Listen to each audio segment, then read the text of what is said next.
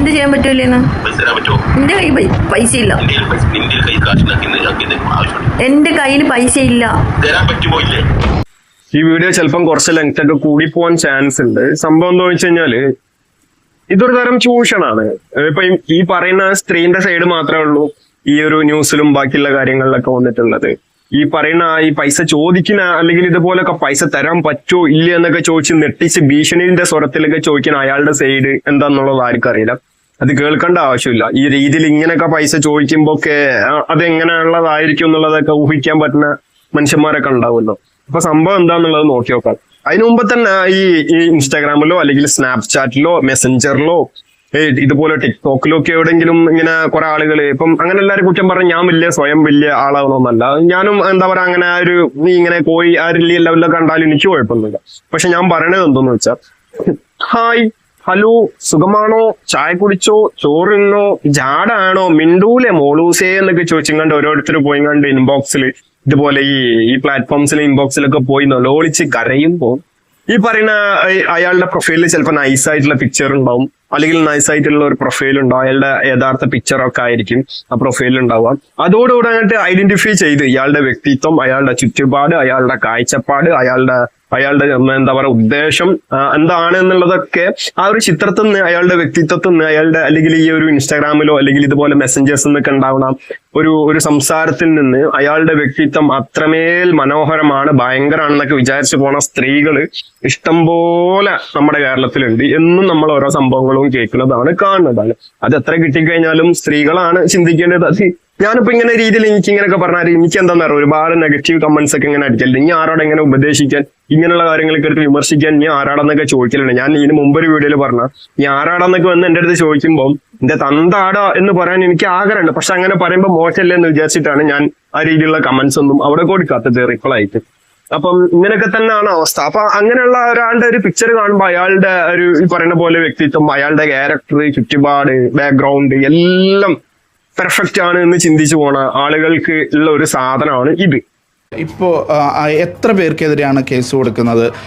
അവർക്ക് നേരത്തെ മുൻപരിചയം ഉണ്ടോ? അവരുമായിട്ട് നേരത്തെ സംസാരിക്കുകയോ അങ്ങനെ എന്തെങ്കിലും ചെയ്തിരുന്നോ? എനിക്ക് ഒരു രീതിയിലും ഇയാളെ ഞാൻ കണ്ടിട്ടുമില്ല, എനിക്ക് ഇയാളെ അറിയുകയുമില്ല, ഒന്നുമില്ല. ഞാൻ പൊതുവേ ഒരു ആഡും കാര്യങ്ങളും ഒക്കെ ഇങ്ങനെ ചെയ്തു പോകുന്നു. എന്ത് ചെയ്യാൻ പറ്റൂലെന്ന്? എന്റെ കയ്യിൽ പൈസ ഇല്ല.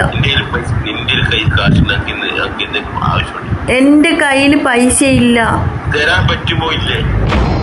അയാളെ മെയിൻ ആവശ്യം എന്ന് വെച്ചാൽ ക്യാഷാണ്. അയാളുടെ ID ഇതാണ്, അയാൾ ഉപയോഗിക്കുന്ന ID, അയാൾ ഇട്ടിരിക്കുന്നത്. സോഷ്യൽ മീഡിയയിൽ നിരന്തരമായി അധിക്ഷേപം നേരിട്ടതിനെ തുടർന്ന് ഒരു മിനിറ്റ് കിട്ടും. ഇവിടെ ഇയാള് വന്നിട്ട് ഇങ്ങനെ പൈസ തരാൻ പറ്റുമോ ഇല്ല എന്നൊക്കെ ചോദിക്കുമ്പം ഇപ്പൊ ഫാത്തിമ എന്ന് പറഞ്ഞ ഒരു കൊല്ലം സ്വദേശി പറയണത് ഇയാളെ നേരിട്ട് ഒരു പരിചയമില്ല. ആ ഒരു സ്ത്രീക്ക് ഈ പറയുന്ന ഈ ടിക്ടോക്ക് കൂടി പൈസ ഒക്കെ ചോദിച്ചെടുക്കണ ഈ ഒരു വ്യക്തിനെ ഒരു തരത്തിലുള്ള പരിചയം ഇല്ല എന്നൊക്കെ പറയുന്നുണ്ട്. പക്ഷെ അയാളുടെ ചോദ്യം ഈ പറയുന്ന ഫാത്തിമ എന്ന് പറയുന്ന സ്ത്രീന്റെ മറുപടിയും കേൾക്കുമ്പോൾ അത് അങ്ങനെ ആവണോ എന്നുള്ളത് സംശയിച്ചു പോകും. കാരണം എന്താന്ന് വെച്ച് കഴിഞ്ഞാല് അതിന് ഇപ്പൊ ഒരാളും ഇങ്ങനെ ഭീഷണിപ്പെടുത്തുന്നൊക്കെ പറഞ്ഞുകൊണ്ട് ഇങ്ങനെ ഡയറക്റ്റ് വന്നിട്ട് പൈസ തരാൻ പറ്റുന്ന അതിനൊരു സ്വരമുണ്ട്. ഇപ്പൊ ആ സ്ത്രീക്ക് അതിനകത്തുള്ള ഒരു ആർജവം ഇല്ലാത്തതിനെ കൊണ്ടായിരിക്കും അത് അങ്ങനെ ഉണ്ടാവും. പക്ഷെ അതങ്ങനെ എന്താ പറയാ, എനിക്ക് തോന്നുന്നത് ഏതെങ്കിലും പ്ലാറ്റ്ഫോമിൽ കൂടി ഇൻസ്റ്റാഗ്രാമോ ഇതുപോലെ ടിക്ടോക്കോ സ്നാപ്ചാറ്റോ ഏതെങ്കിലും രീതിയിൽ ഇവര് സംസാരിച്ചിട്ടുണ്ടാവും. അപ്പൊ ഈ പറയുന്ന പോലെ അയാളുടെ ഈ ഒരു പ്രൊഫൈലൊക്കെ കണ്ടപ്പോ അയാളുടെ വ്യക്തിത്വം അത് തന്നെ അന്ന് വിശ്വസിച്ച് പോയ ഈ പറയപ്പെടുന്ന ആളുകളൊക്കെ ഉണ്ടല്ലോ, ആ രീതിയിലുള്ള ആളുകളായിരിക്കും അല്ലെങ്കിൽ അങ്ങനെ ആവും എന്നാണ് ഞാൻ വിശ്വസിക്കുന്നത്. അപ്പൊ അതില് ചെറിയൊരു ഇതുണ്ട്. ഇതിപ്പോ ഇങ്ങനെ ഈ സംസാരത്തിന്റെ രീതി കാണുമ്പം അല്ല, പക്ഷെ അപ്പൊ ഇത് ചിലപ്പോ ഇങ്ങനെയൊക്കെ സംസാരിച്ചിട്ട് ആ രീതിയിൽ പരിചയം ഉണ്ടാവും. പക്ഷെ എന്നാലും ഒരാള് മറ്റൊരാളായിട്ടുള്ള ഒരു റിലേഷൻഷിപ്പ് അല്ലെങ്കിൽ ഒരു പരിചയം അത് എങ്ങനെയാണെന്ന് നോക്കുമ്പോൾ അത് ശരിക്കും റിയൽ ലൈഫിലാണല്ലോ എല്ലാവരും അങ്ങനെ ഒരു എന്താ പറയാ അങ്ങനത്തെ ഒരു കാഴ്ചപ്പാടിൽ എത്തുക. ഈ പറയുന്ന പോലെ പരിചയം ഉണ്ടോ വെച്ച് കഴിഞ്ഞാൽ ഇല്ല, പരിചയമില്ല. ഇതുപോലുള്ള ഈ പ്ലാറ്റ്ഫോമിൽ കൂടെയുള്ള പരിചയങ്ങൾ ഉണ്ടാവും, ചാറ്റിംഗ് ഉണ്ടാവും, ചിലപ്പോൾ ചീറ്റിംഗ് ഉണ്ടാവും, അങ്ങനെയൊക്കെ ഉണ്ടാവും. പക്ഷെ റിയൽ ലൈഫിലുള്ള പരിചയം ഉണ്ടോ? ഇല്ല. അങ്ങനെ ആയിരിക്കാം. അതല്ലെങ്കിൽ ഈ സ്ത്രീക്ക് ഇങ്ങനെയൊക്കെ വന്ന ഒരാൾ സംസാരിക്കുമ്പോൾ അതിനനുസരിച്ചുള്ള രീതിയിൽ മറുപടി പറയാൻ പറ്റാത്ത ഒരു പ്രശ്നം ഉണ്ടാവാൻ ചാൻസ് ഉണ്ടാവും. ഖത്തറിൽ നിന്ന് നിയമ പോരാട്ടത്തിനായി അജ്മാനിലെത്തിയിരിക്കുകയാണ് ഒരു പ്രവാസി വനിത. അവർ അജ്മാനിലെ ഒരു സംഘത്തിനെതിരെ കേസ് നൽകിയിരിക്കുകയാണ്. അവരുടെ കുടുംബത്തെയും അവരെയും നിരന്തരമായി ടിക്ടോക്കിലും മറ്റ് സാമൂഹിക മാധ്യമ അക്കൗണ്ടുകളിലും അധിക്ഷേപിക്കുന്ന പോസ്റ്റുകൾ ഇട്ടിരുന്ന ഒരു സംഘത്തിനെതിരെയാണ് ഇപ്പോൾ ഇവർ കേസ് കൊടുത്തിട്ടുള്ളത്. എത്ര നാളായിട്ട് തുടരുന്ന പ്രശ്നമാണിത്? ഏകദേശം ഒരു 7-8 മാസങ്ങളായി ഇയാൾ എന്നെ അതിക്രൂരമായിട്ട് എന്നെ ഇങ്ങനെ പിന്തുടർന്നുകൊണ്ടേയിരിക്കുകയാണ്, ടോർച്ചറിങ് ചെയ്തുകൊണ്ടേയിരിക്കുകയാണ്.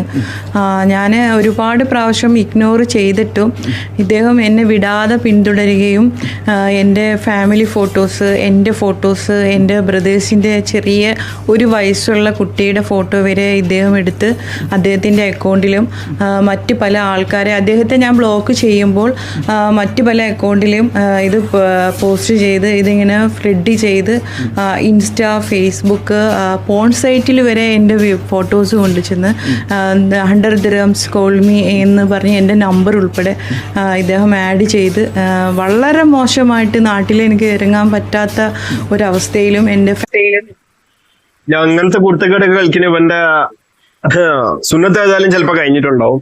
ആ സാധനം മൊത്തത്തിൽ എന്റെ കണ്ടിച്ച് കളയുണ്ട്. അതല്ല അതിന്റെ ഒരു അവസ്ഥ. അല്ലെ അങ്ങനല്ലേ വരുന്നത്. ചിലപ്പോ ഞാൻ പറഞ്ഞല്ലോ, ഈ സ്ത്രീന്റെ സംസാരം, അതിന്റെ ആ ഒരു നിൽപ്പും ഒരു ആറ്റിറ്റ്യൂഡൊക്കെ കാണുമ്പോ അത് ഒരു കാര്യത്തിന്, അതിപ്പോ ഒരാൾ ഈ രീതിയിൽ പെരുമാറുമ്പം അതിന് ഏത് രീതിയിൽ ഞാൻ നിൽക്കണം എന്നുള്ള ഒരു ഇതില്ലാത്ത സ്ത്രീകള് അല്ലെങ്കിൽ പുരുഷന്മാര്, മനുഷ്യന്മാരൊക്കെ ഉള്ള ഒരു സമൂഹമാണല്ലോ നമ്മളത്. അപ്പൊ അങ്ങനെ ആയിരിക്കാനാണ് ചാൻസ്.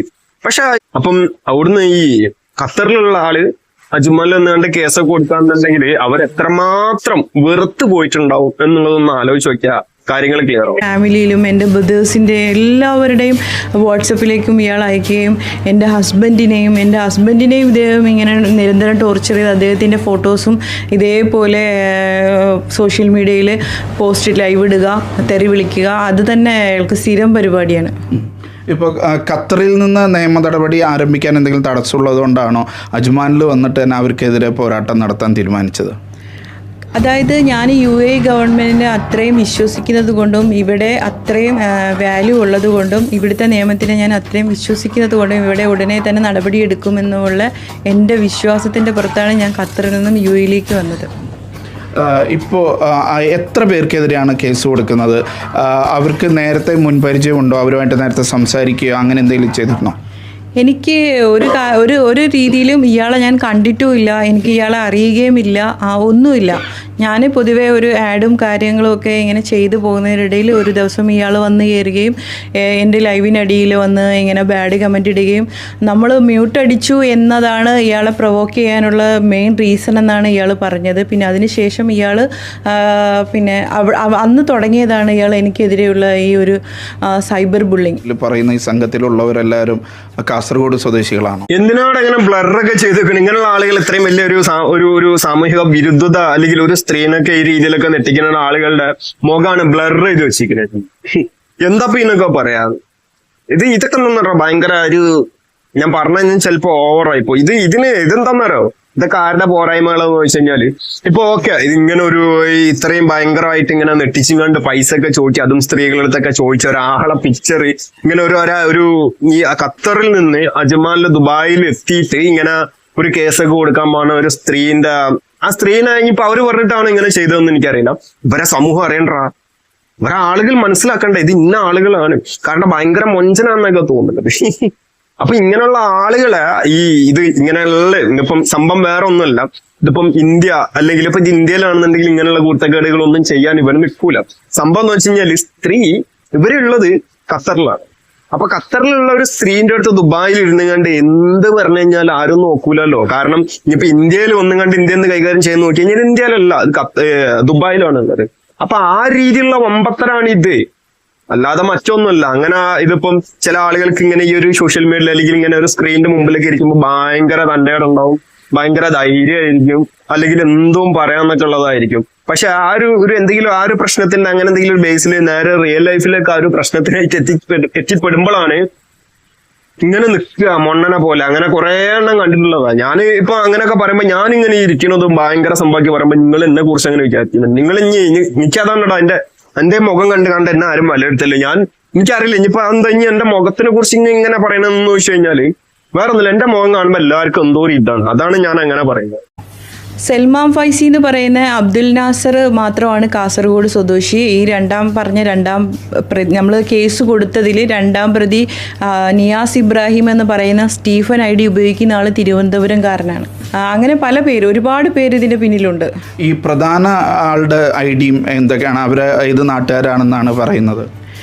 പ്രധാനപ്പെട്ട അയാളുടെ പേര് അബ്ദുൽ നാസർ മുഹമ്മദ് കുഞ്ഞി എന്നാണ് അയാളുടെ പേര്. അയാൾ കാസർഗോഡ് കാഞ്ഞങ്ങാട് മുട്ടുന്തല എന്ന് പറയുന്ന സ്ഥലത്തുള്ളതാണ്. ഞാൻ അവിടെ പോവുകയും അയാളുടെ വീട്ടിൽ പോവുകയും അയാളെ ഫാമിലിയോട് സംസാരിക്കുകയും ഒക്കെ ചെയ്തതാണ്. പക്ഷേ അവരൊക്കെ നിസ്സഹായരാണ്. ഇയാൾ അവരോടും ഇങ്ങനെയൊക്കെയാണ് പെരുമാറുകയും അവിടുന്ന് വളരെ ഒരു നല്ല റിസൾട്ടൊന്നും അല്ല കിട്ടിയത്. ഇയാളെ സ്വഭാവം, ഇയാളെ ആറ്റിറ്റ്യൂഡ്, ഇയാളെ ക്യാരക്ടർ ഇങ്ങനെയാണെന്നാണ് അവർ പറഞ്ഞത്. അതും ഇയാളെ ഒരുപാട് പ്രൊവോക്ക് ചെയ്തു. ഞാൻ അവരെ വീട്ടിൽ പോയത് പ്രത്യേകിച്ച് ഉദ്ദേശമൊന്നുമല്ല. വീട്ടിലെ ഉമ്മയോട് സംസാരിച്ച് കഴിഞ്ഞാൽ ചിലപ്പോൾ എന്തായാലും മാതാപിതാക്കൾ പറഞ്ഞാൽ കേൾക്കാത്ത മക്കളൊന്നും ഇല്ലല്ലോ. ആ ഒരു അടിസ്ഥാനത്തിലാണ് ഇയാളെ വീട്ടിൽ ഞാൻ പോയത്. പക്ഷേ എന്നിട്ടും ഇയാൾ ഒരു തരത്തിൽ നമ്മളുമായിട്ട് ഒരു രീതിയിലും എന്നെ വിടാൻ ഇയാൾക്ക് ഉദ്ദേശമില്ലായിരുന്നു. ഇയാൾ എന്നോട് പറഞ്ഞു, നോക്കുക ഇവരെത്ര വെറുത്തിട്ടുണ്ടാവില്ല ഈ ഒരു ഫാത്തിമ എന്ന് പറഞ്ഞിട്ടുള്ള ഈ ഒരു കൊല്ലം സ്വദേശി എത്രത്തോളം വെറുത്തിട്ടുണ്ടാവും. കാരണം അപ്പോഴും നിയമപരമായിട്ടൊന്നും പോവാതെ അവരുടെ വീട്ടിൽ പോയിങ്ങാണ്ട് കാര്യങ്ങൾ ഇങ്ങനെയൊക്കെയാണെന്ന് പറഞ്ഞ് വീട്ടിലെത്തിയപ്പോഴാണ് ആള് ഭയങ്കര പുള്ളിയാണ്, നാട്ടിലൊക്കെ പറയിപ്പിച്ചിട്ടാണ് ദുബായിൽ പോയതെന്നുള്ളതൊക്കെ അറിയുന്നത്. ഇയാൾ എന്നോട് പറഞ്ഞു 2000 ദിർഹംസ് തരികയാണെങ്കിൽ ഞാൻ നിങ്ങളെ ഉപദ്രവിക്കില്ല എന്ന് പറഞ്ഞു. ഇയാളെ ഇവിടത്തേക്ക് ബാങ്ക് അക്കൗണ്ടിലേക്ക് ഞാൻ 2000 ദിർഹംസ് അയച്ചു കൊടുക്കുകയും അതിനുശേഷം വീണ്ടും അതെന്തിനാണ് അതെനിക്ക് മനസ്സിലാവത്തെ. ഈ തുടക്കം മുതലുള്ള കുറച്ച് സംസാരങ്ങളിലൊക്കെ എടുത്ത് നോക്കുകയാണെന്നുണ്ടെങ്കിൽ ആ പൈസ ചോദിച്ച രീതി, പിന്നെ ഇങ്ങനെ ചോദിച്ചപ്പോ 2000 ദിർഹംസ് അല്ല അങ്ങോട്ട് കൊടുത്ത്, അപ്പം ഈ 2000 കുവൈറ്റ് ദിനാറ കാണുന്നുണ്ടല്ലോ മാഡം കൊടുത്ത്, ദിർഹംസ് അതിനെ കൊണ്ട് ചിലപ്പം കൊടുത്ത്. അപ്പൊ ഇങ്ങനെ പൈസ ഒക്കെ കൊടുത്ത് പരിഗണിച്ച് അത് ഓക്കെ, അത് ഏതൊരു മോനല്ലേ, അതൊരു പാവല്ലേ, അവന്റെ ചെലവിനും നിത്യചെലവിനൊക്കെ വേണ്ട എന്തെങ്കിലുമൊക്കെ സഹായിച്ചു കൊടുക്കാന്ന് വിചാരിച്ചിട്ടായിരിക്കും ചിലപ്പോ ആദ്യം ഈ പറയുന്ന 2000 ദിർഹംസ് ഒക്കെ അയച്ചു കൊടുത്തിട്ടുണ്ടാവുക. പിന്നെ ഇതിങ്ങനെ ആയപ്പോഴായിരിക്കും ചിലപ്പം പ്രശ്നമായിട്ടുണ്ടാവുക. അങ്ങനെയും നമുക്ക് കരുതാം. എന്ത് പറയാനാണ്, പൈസ കൊടുത്തിങ്ങാണ്ട് അവരെ ആ ഒരു രീതിയിൽ അവരെ ഇങ്ങനെയൊക്കെ പരിഗണിച്ചിട്ട് പിന്നെ ഇങ്ങനെ ഒന്നും കണ്ട് കുറ്റം പറയുന്നതിന് അല്ലെങ്കിൽ അങ്ങനെ ഒരു കേസ് കൊടുക്കുന്നതിലും വലിയ കാര്യമൊന്നുമില്ല. അതൊക്കെ അനുഭവിക്കുക എന്നുള്ളതേ ഉള്ളൂ. ഇപ്പം എന്താ എനിക്കറിയില്ല കേട്ടോ, അത് എന്ത് പറയാനാണ്. ഒരാഴ്ച അപ്പോൾ ശല്യമില്ലായിരുന്നു. പിന്നെ ഞാൻ ഫുള്ള് ബ്ലോക്ക് ചെയ്തു. അപ്പോൾ ഇയാൾ പോസ്റ്റ് ചെയ്യുമ്പോഴത്തേക്കും പിന്നെയും എനിക്ക് പേടിയാവും. അപ്പോൾ ഞാൻ ഇയാളോട് പോയിട്ട് അത് ചെയ്യരുതെന്ന് പറയുമ്പോൾ ഇയാൾ വീണ്ടും എന്നോട് ക്യാഷ് ആവശ്യപ്പെടുകയാണ് ചെയ്യുന്നത്. ഇത് ഇപ്പോൾ ഫാത്തിമക്ക് മാത്രമുള്ള ഒരു അനുഭവമാണോ അല്ലെങ്കിൽ വേറെയും?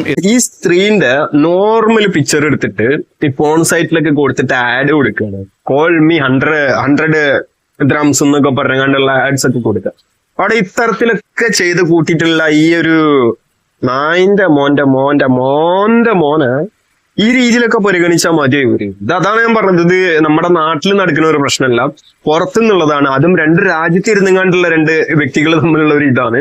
അപ്പൊ പിന്നെ എന്തോ ആവാലോ എന്നുള്ള രീതിയിലായിരിക്കും. ഇനി എന്താണെന്നുള്ളത് നമുക്ക് തുടർന്നിട്ട് അറിയേണ്ടി വരും. ഇപ്പൊ ഈ കേസിനെ കുറിച്ചൊന്നും ചിലപ്പോൾ ആരും കേൾക്കലുണ്ടാവില്ല. ഇതൊന്നും വലിയ സംസാര വിഷയമായിട്ടുള്ളതല്ല. കാരണം ഇത് സ്ത്രീ സമൂഹത്തില് അല്ലെങ്കിൽ നമ്മുടെ ഈ ഒരു സ്ത്രീകളുടെ ഒരു കുറെ മൊയന്തുകളെ പോലുള്ള സ്ത്രീകളൊക്കെ ഉണ്ടോ, ഞാൻ എല്ലാവരും കുറ്റം പറയല്ല, എത്ര കണ്ടാലും കിട്ടിയാലും പഠിക്കാത്ത പല രീതിയിലുള്ള സ്ത്രീകളുണ്ട്. അവർക്കൊക്കെ വലിയൊരു കാര്യമാണ് ഇതൊക്കെ. ഇപ്പൊ പൈസ കൊടുക്കുമ്പോ ഇനിയിപ്പോ ഇതുപോലെ എത്രയോ സ്ത്രീകൾ എവിടെയൊക്കെ പെട്ട് കിടക്കുന്നുണ്ടാവും അല്ലേ. അപ്പൊ ആ കാര്യങ്ങളിലൊന്നും ആർക്കും ഒരു ശ്രദ്ധയില്ല. ഇത് ഓരോ കാര്യങ്ങൾ ഇങ്ങനെ വരുമ്പോഴും അല്ലെങ്കിൽ ഇങ്ങനെ കൺമുമ്പിൽ കാണുമ്പോഴും ആർക്കും ഒരു ബോധമില്ല. ഇനി അവനവന്റെ ബോധ്യത്തിൽ ഉണ്ടായിട്ടുള്ള അനുഭവങ്ങളിൽ നിന്നാണെങ്കിലും ഇനി ഏതെങ്കിലും കാര്യങ്ങളിലൊക്കെ പോയി ചാടും. ഇതൊക്കെ ഇതിപ്പം ഈ പറഞ്ഞിട്ടുള്ള ഈ ഒരു അനുഭവം ഉണ്ടായത് ഈ പറയുന്ന സ്ത്രീക്ക് മാത്രമല്ല, ഒരുപാട് സ്ത്രീകൾ ഈ ചങ്ങായി ഇതുപോലെ തന്നെയാണ് ചൂഷണം ചെയ്തിട്ടുള്ളത്. ഈ കേസിൽ ഉണ്ടെന്ന് കരുതുന്നു. തീർച്ചയായിട്ടും ഇയാൾ വേറെ മറ്റു സ്ത്രീകളോടും ഇയാൾ ഇതേപോലെ തന്നെ ചെയ്തിട്ടുണ്ട്. ആരും ഭയന്നിട്ട് ആരും മുന്നോട്ട് വരുന്നില്ല. കാര്യം അവരൊക്കെ എന്നെ പോലെ നിയമത്തിന് മുന്നിലേക്ക് വരാൻ പേടിയാണ്. ഒരു സ്ത്രീ ഇതിനെതിരെ വീഡിയോ ഇട്ട് കഴിഞ്ഞു. ഒരു കാഞ്ചന എന്ന് പറയുന്ന ഒരു സ്ത്രീ വീഡിയോ ഇട്ടു. അപ്പോൾ അവരെ ഇതേപോലെ തന്നെ ഇയാളും ഇയാളുടെ ഒരു ടീമും ഒരു കിങ് കോബ്ര എന്നൊക്കെ പറയുന്ന ഒരു ഐഡിയിലുള്ള ടീമെല്ലാം അവരെയും ഇതുപോലെ സ്ത്രീകൾ അങ്ങനെ ഭയപ്പെട്ട് നിൽക്കണം. ഇത് ഓക്കെ, ഒരു പരിചയമില്ലാത്ത ആളുകൾ വന്നുകൊണ്ട് ഇങ്ങനെ പിക്ചർ എടുത്ത് ഏതെങ്കിലും വെബ്സൈറ്റിലോ അതല്ലെങ്കിൽ ഈ പറയുന്ന ഏതെങ്കിലും സോഷ്യൽ മാധ്യമങ്ങളിലൊക്കെ പോസ്റ്റ് ചെയ്യുകയാണെന്നെങ്കിൽ അതില് റൈറ്റ്സ് ഇല്ലേ സ്ത്രീകൾക്ക്? അതല്ലാതെ സ്ത്രീകളുടെ ഭാഗത്ത് തെറ്റൊന്നുമില്ലല്ലോ. ഇതിലെന്തൊക്കെയോ പോരായ്മകളുണ്ടാ. അത് എന്താ ഈ സ്ത്രീന്റെ കാര്യത്തിലായിരിക്കും ചിലപ്പോൾ സ്ത്രീക്ക് അങ്ങനെ ഒരു ഇത് അനുഭവം ഇല്ലാത്തതിനെ കൊണ്ടായിരിക്കും സ്ത്രീ രംഗത്ത് ഒന്നും പറഞ്ഞിട്ടുണ്ടാവാം. പക്ഷെ മറ്റേ ഈ പേടിച്ചിരിക്കുന്ന സ്ത്രീകളുടെ കാര്യമൊക്കെ നോക്കുമ്പോൾ അങ്ങനെ ആയിരിക്കില്ല. അല്ല, അങ്ങനെ തന്നെ ആയിരിക്കില്ല കാര്യകാരണങ്ങളൊക്കെ. നേഴ്സാണ് കുവൈറ്റിൽ. അവരെയും ഇതുപോലെ തന്നെ വളരെ മോശമായ രീതിയിൽ അവരെയും ഇതേപോലെ സോഷ്യൽ മീഡിയ അബ്യൂസ്മെന്റ് ചെയ്തുകൊണ്ടിരിക്കുകയാണ്. ഒറ്റപ്പെട്ട സംഭവം ഒന്നല്ല എന്തായാലും. ഇതൊക്കെ എന്താണെന്ന് പറയാം, ഇതിൽ ആരെയും ഒരു കുറ്റം പറയണമെന്നില്ല.